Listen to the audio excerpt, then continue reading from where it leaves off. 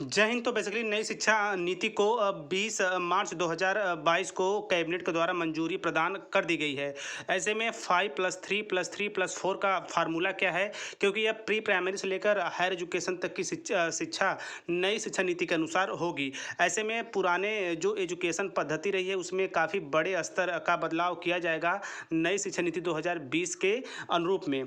तो ऐसे में 5+3+3+4 का फार्मूला समझते हैं कि किस तरह यह प्री प्राइमरी से लेकर हायर एजुकेशन तक के विद्यार्थियों की शिक्षा को प्रभावित करने वाली है। तो चलिए आगे चलते हैं और चीज़ों को बिल्कुल बेहतर वे में समझते हैं, और आप वीडियो के अंत तक बने रहिएगा ताकि नई शिक्षा नीति 2020 जो अभी हाल ही में कैबिनेट के द्वारा मंजूरी प्रदान कर दी गई है और जल्द ही से ऑल ओवर इंडिया पूरे भारत के सभी राज्यों में लागू कर दिया जाएगा और आगे चल के इसी के अनुरूप अध्यापन का कार्य भी कराया जाएगा। तो देखिए, नई शिक्षा नीति को केंद्रीय कैबिनेट की मंजूरी 20/3/2022। तो ऐसे में इसकी मुख्य मुख्य बातों को बिल्कुल बारीकी के साथ समझते हैं और इसका जो नया फार्मूला है 5+3+3+4 का उसको भी समझते हैं। तो देखिए, माननीय मंत्री शिक्षा विभाग भारत सरकार द्वारा प्रस्तावित नई शिक्षा नीति 2020 को आज केंद्रीय कैबिनेट ने अपनी स्वीकृति प्रदान कर दी। आज केंद्रीय सरकार की कैबिनेट की स्वीकृति के बाद 36 साल बाद देश में नई शिक्षा नीति लागू हो गई।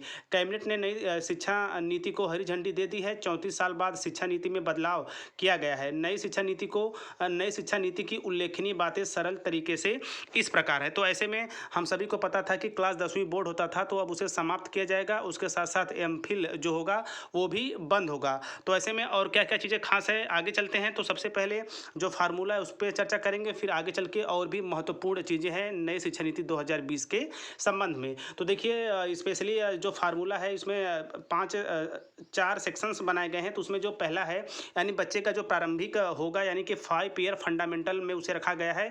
इसमें 5 बिंदु मेंशन है। तो इसमें कहा गया है कि लगभग पहली बिंदु में कहा गया कि नर्सरी 4 साल, जूनियर केजी 5 साल, ESR KG 6 years, STD first 7 years, standard second 8 years. यानी कि 5 ईयर्स फंडामेंटल में बच्चे को 8 वर्ष के अंदर लगभग 2 क्लास तक की पढ़ाई कंप्लीट करा ली जाएगी। ऐसे में नर्सरी से यानी क्लास नर्सरी से बच्चों की क्लासेस प्रारंभ होगी जिसमें बच्चा 4 ईयर्स में एडमिशन ले सकता है। तो बेसिकली 5 ईयर्स फंडामेंटल में बच्चे के 4 वर्ष से लेकर 8 वर्ष के समय को रखा गया है। इसमें बच्चा नर्सरी में जाएगा, केजी में जाएगा, सीनियर केजी में जाएगा, फर्स्ट और सेकेंड की अपनी एजुकेशन कंप्लीट करेगा। दूसरा जो रखा गया 3 ईयर्स प्रीपेरेटरी में रखा गया है। इसमें छठे बिंदु में कहा गया है कि third 9 years, fourth 10 years, fifth 11 years. यानी कि बच्चा लगभग 3 से लेकर 5वीं क्लास तक की पढ़ाई 11 वर्ष के अंदर अंदर कंप्लीट कर लेगा। और जो तीसरा बिंदु है ईयर्स मिडल में, इसमें कहा गया है कि standard 6 12 year, standard 7 13 years, standard 8 14 years. यानी कि 14 साल की उम्र तक बच्चा अपनी 6 7 और 8वीं की पढ़ाई जो है कंप्लीट कर लेगा ईयर्स मिडल के अंतर्गत। और जो चौथा खास बिंदु वो है 4 ईयर सेकेंडरी में। तो इसमें 12वें बिंदु में कहा गया है कि ninth standard 15 year, STC SSC यानी class 10th 16 year, STD FYJC यानी 11th 17 ईयर्स, STD SYJC यानी 12th 18 ईयर्स। यानी कि 18 वर्ष तक बच्चा अपना जो है 9 से क्लास 9वीं से लेकर 12वीं तक की जो पढ़ाई है, जो एजुकेशन है, उसे कंप्लीट कर लेगा।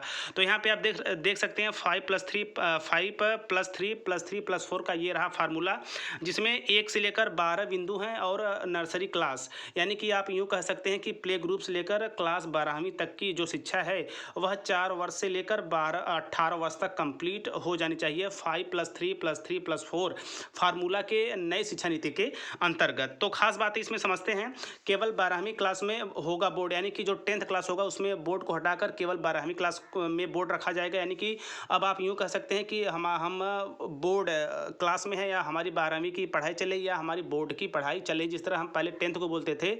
लेकिन अब नई शिक्षा लागू हो जाने के बाद केवल 12th क्लास को ही हम बोर्ड बोल सकेंगे। एमफिल होगा बंद। कॉलेज की डिग्री 4 साल, यानी कि आप जो ग्रेजुएशन करते थे वहाँ 3 वर्ष के बजाय अब वह 4 वर्ष का होगा। इसके साथ एमफिल का जो कोर्स होता था उसे सरकार के द्वारा बंद किया जा रहा है। और 10वीं बोर्ड खत्म होगा, एमफिल भी बंद होगा। अब 5वीं तक के छात्रों को मातृभाषा स्थानीय भाषा और राष्ट्रभाषा में ही पढ़ाया जाएगा। बाकी विषय चाहे वो अंग्रेजी ही क्यों ना हो, एक सब्जेक्ट के तौर पे पढ़ाया जाएगा। तो यहाँ पे नई शिक्षा नीति के अंतर्गत बेसिकली समावेशी शिक्षा को बढ़ावा दे दिया जा रहा है कि बच्चे का जैसा परिवेश होगा प्रारंभ के समय में बच्चे को ठीक उसी के स्थानीय भाषा के रूप में राष्ट्रभाषा के रूप में पढ़ाया जाएगा, ताकि बच्चा चीज़ों को और भी अच्छे ढंग से समझ पाए, और एज ए इंग्लिश को एक सब्जेक्ट के तौर पर पढ़ाया जाएगा। अगले बिंदु पर चलते हैं। पहले 10वीं बोर्ड की परीक्षा देना अनिवार्य होता था, जो अब नहीं होगा। तो पहले क्या होता था, 10वीं क्लास के बच्चे बोर्ड में होते थे, इसलिए उन्हें एग्ज़ाम देना अनिवार्य होता था, नहीं तो वो फेल समझे जाते थे। लेकिन अब ऐसा 10वीं में परीक्षा देना अनिवार्य नहीं होगा। जिस तरह 11 के पेपर होते थे तो वो ज़्यादा जरूरी नहीं होते थे, लेकिन 12th के जरूरी होते थे, ठीक उसी तर्ज पे अब 10th का जो एग्ज़ाम देना जरूरी नहीं होगा। अगले बिंदु में कहा जा रहा है कि 9वीं से 12वीं क्लास तक सेमेस्टर में परीक्षा होगी। स्कूल शिक्षा को 5+3+3+4 फार्मूले के तहत पढ़ाया जाएगा। यानी कि 9वीं से 12वीं क्लास तक सेमेस्टर की परीक्षा होगी। तो सेमेस्टर 6 महीने में भी बांटा जा सकता है, 4 महीने में भी बांटा जा सकता है। तो 9वीं से 12वीं तक का सेमेस्टर वाइज परीक्षाएं होंगी। और 10th क्लास जैसा कि ऊपर बताया गया है कि बोर्ड की परीक्षा, चूंकि बोर्ड रहेगा ही नहीं तो उसका एग्जाम भी देना अनिवार्य नहीं होगा। बोर्ड केवल 12th क्लास पे होगा, और लगभग ये यहाँ नर्सरी से लेकर 12th तक की पढ़ाई 5+3+3+4 फार्मूले पे काम करेगी। आगे चलते हैं। वहीं कॉलेज की डिग्री 3 और 4 साल की होगी, यानी कि ग्रेजुएशन के पहले साल भर सर्टिफिकेट, दूसरे साल पर डिप्लोमा, तीसरे साल में आपको डिग्री मिलेगी।